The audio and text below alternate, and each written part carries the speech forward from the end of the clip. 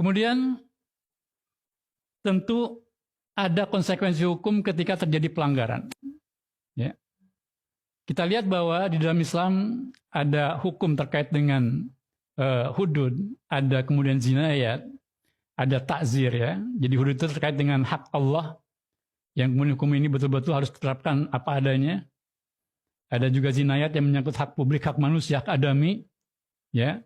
Kemudian ada takzir yang itu hukuman yang kemudian ditetapkan oleh negara. Nah, kalau kita melihat bahwa para pelaku pembalakan hutan, termasuk para pejabat yang berikan izin, ini persoalannya gitu ya. Secara negara, undang-undang negara legal, para pengusaha tadi, tapi kalau dalam pandangan hukum Islam itu kan ilegal, bahkan melakukan tindakan kriminal. Terus gimana persoalannya?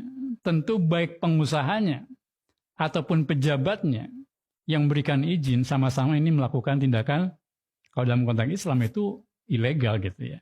Bahkan ya kriminal. Itu disebut dengan tadi ya al-wuqu fi ma'asihi.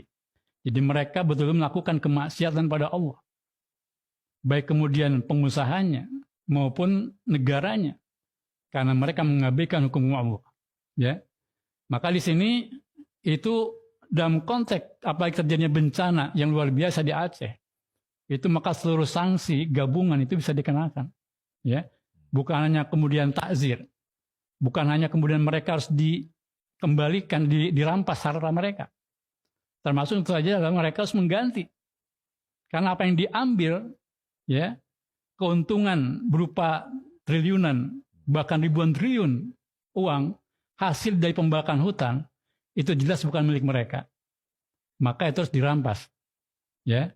Dan ini kalau didetilkan itu akan sangat panjang, tapi intinya adalah Islam menerapkan hukum yang sangat berat kepada siapapun pelakunya tanpa pandang bulu.